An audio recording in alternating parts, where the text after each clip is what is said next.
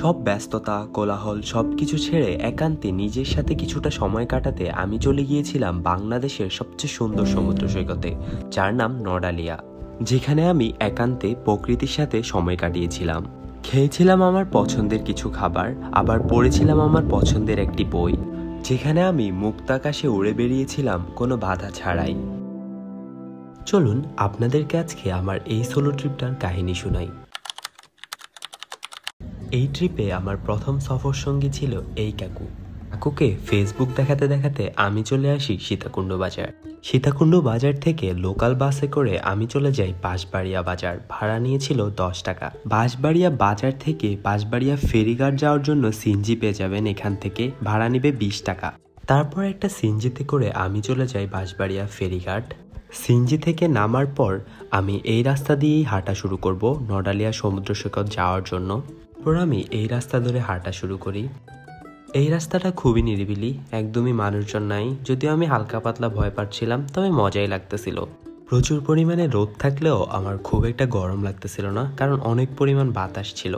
25 থেকে 30 মিনিট হাঁটার পর আমি একটা জায়গায় আসি, আর ওখানে একটা কাকুর দেখা পাই। ওনাকে জিজ্ঞেস করি সমুদ্র সৈকত কোথায়, আর উনি আমাকে দেখাই দেয় যে এদিক দিয়ে নেমে চলে যান আস্তে আস্তে। পরে আমি রাস্তা থেকে নেমে মাঠ দিয়ে বিচের দিকে এগোতে থাকি। অল্প কিছুক্ষণ হাঁটার পর অবশেষে দেখা মেলে সেই অপরূপ সুন্দর নড়ালিয়া সমুদ্র সৈকতের। এখানে আসার পর দেখি আমি ছাড়া এখানে কেউই নেই। তারপর আমি আমার সাথে করে আনা জিনিসপত্রগুলো একটা একটা করে গুছাতে থাকি। সাথে করে নিয়ে এসেছিলাম একটা সাদা চাদর, আমার প্রিয় কিছু খাবার, প্রিয় লেখকের বই, আর কিছু দরকারি জিনিসপত্র। সবকিছু শেষ করে মোবাইলটা একটা ট্রাইপডে লাগিয়ে আমি আমার দুপুরের খাবার খেতে শুরু করি। আমি আজকে খাচ্ছি বিরিয়ানি। এটা আমি সীতাকুণ্ড বাজার থেকে কিনে নিয়ে এসেছিলাম।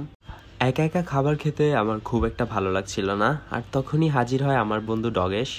তো আমার বিরিয়ানিটা তাকেই দিয়ে দেই। মজার বিষয় হলো অবশেষে আমি একটা বন্ধু পেলাম, কারণ এই বিচে আমরা ছাড়া আর কেউই নেই। এখানে অনেক রোদ থাকলেও অনেক বাতাসও আছে, সেজন্য খুব একটা গরম অনুভব হয় না। সীতাকুণ্ড বাজার থেকে আমি একটা তরমুজ কিনেছিলাম 50 টাকা দিয়ে। দেখতেও ভালো, খেতেও বেশ মিষ্টি। কিন্তু তরমুজ খেতে খেতে আমার আরেক বন্ধু এসে হাজির। এটা আমার বন্ধু লালু, অনেক দূর থেকে তরমুজ দেখে আসছে, তো ওকে তো তরমুজ খাওয়াইতেই হয়। যাক, অবশেষে আমি এই বিচে দুজন বন্ধু পেলাম, ওরা আমাকে ভালোই কোম্পানি দিচ্ছে।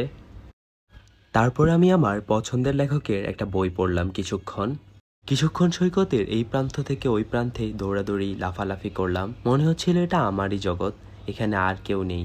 এমন স্বাধীনভাবে ঘুরে বেড়ানোর সুখ মনে হয় পৃথিবীর আর কোনো কিছুতেই নেই। আমার অনেক ভালো লেগেছিল সময়টা।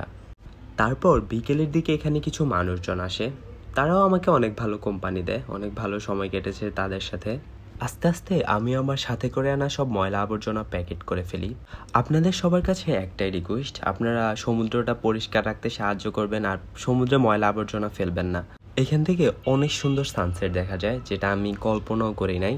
তারপর সানসেট দেখতে দেখতে আমি এখান থেকে রওনা দেই, সাথে করে সব ময়লা আবর্জনা নিয়ে সীতাকুণ্ড যাব, সেখানে সব ফেলে বাসার উদ্দেশ্যে রওনা দিব। ধন্যবাদ সবাইকে।